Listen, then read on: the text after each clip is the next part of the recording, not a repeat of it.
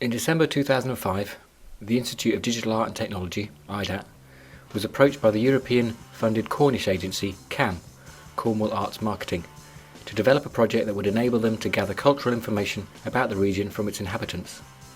As a member of IDAT, which is a centre of expertise for the University of Plymouth, I was involved in the creative direction of the proposed solution to CAM's brief.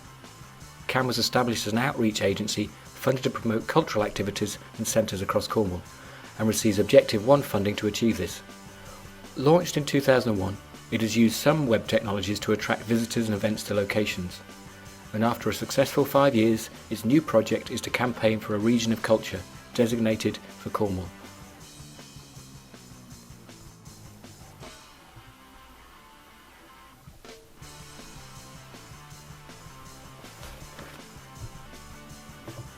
The brief for IDAT was to develop a digital strategy to ask as many people as possible across the region to contribute to the idea of what Cornish culture is. The strategy was that by asking people to define their perception of Cornish culture and anticipating a broad response, CAM would both be documenting the diversity of the region and communicating its aspirations to be recognised as a region of culture.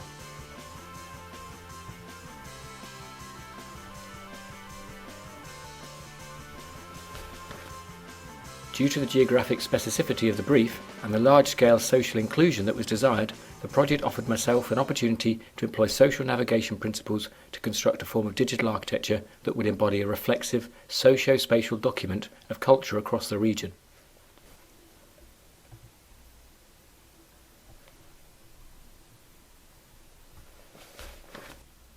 My involvement with the Cornwall Culture Project can be broken down into 3 specific stages. 1. Develop a conceptual strategy that answered CAM's brief. 2. Carry out an ethnographic study of users to determine its success. And 3. Develop a mechanism through which user responses to the study could be fed back into the architecture of the project to demonstrate its reflexivity.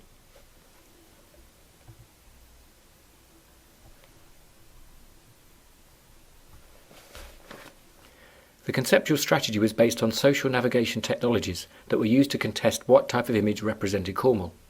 The project simply asked, what does Cornwall mean to you? By asking the residents of Cornwall to submit photographs via a website, they could be tagged with keywords and voted by others. In this way, the project hoped to invite a diverse range of responses to how Cornwall may be understood.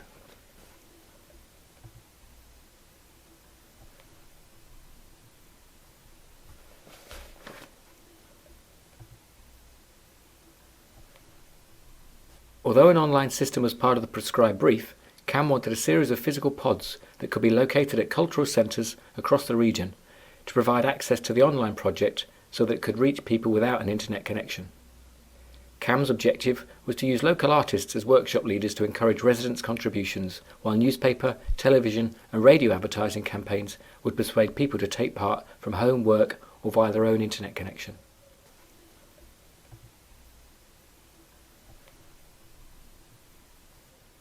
The 15 pods came together at the end of the month's project to spell Cornwall culture and were exhibited at the Eden project, where visitors could take time to look through the thousands of entries.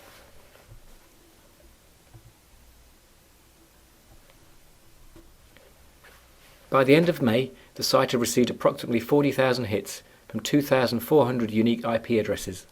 The site featured 2 levels of public contribution. The first simply gave the ability to vote for other people's submissions without having to enter personal details, and the second allowed voting as well as the opportunity to contribute photographs, tags and stories. Of the total users, it is estimated that 90% remained as anonymous voters, while 255 signed up to the system and contributed media.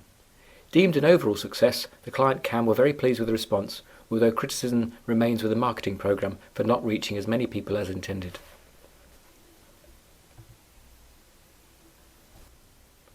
As part of the thesis, it was felt that I should explore how the Cornwall Culture Project and the social navigation technologies had supported a form of digital architecture. The project had been unusually relevant to the thesis because it was about a space that was too big to be seen by anyone and yet provided a huge amount of social cohesion. In this way, contesting the image of Cornwall was like approaching an architecture from a dematerial starting point. We all knew where it was, but everyone had different ideas about what it looked like. Using the Cornwall Culture database, I established contact with 7 users of the project who were prepared to spend some time talking to me about their experience of it.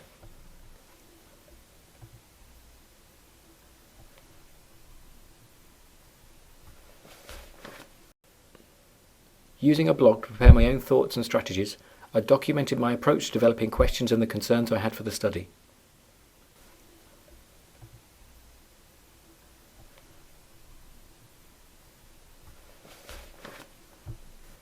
I met each participant in a place of their choosing, a cafe, bar, or their own home, and spent about 40 to 50 minutes talking through the questions.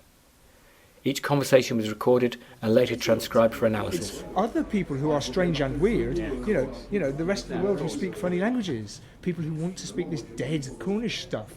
And actually, it's just not true.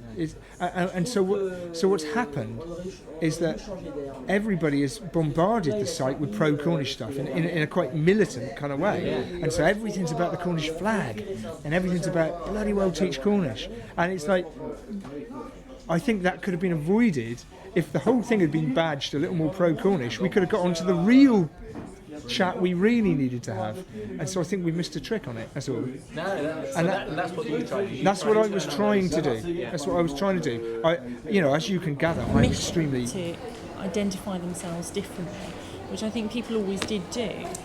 Because certainly remembering back when, Cornwall was deeply uncool, you'd sort of go around to someone's house and their parents would be deeply Cornish and they'd be eyeing you with deep suspicion.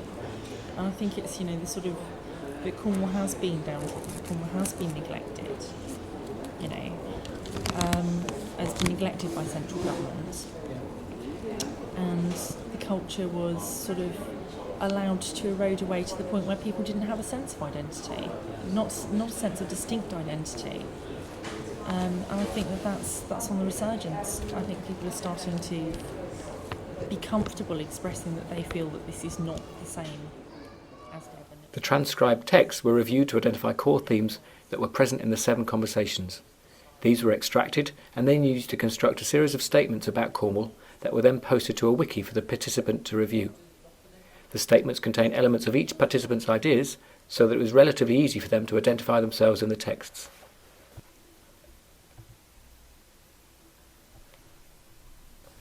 The participants were then encouraged to alter and change the wiki as they felt the statement reflected their feelings. Although not heavily modified, 3 of the participants made changes, while many emailed positively about how it articulated their feelings for Cornwall. The final part of this reflexive approach was to make the wiki available through the Cornwall Culture homepage for editing by anyone who visited the site. CAM were very interested in the idea that the wiki became a structured articulation of how Cornwall felt about itself to complement the huge image database.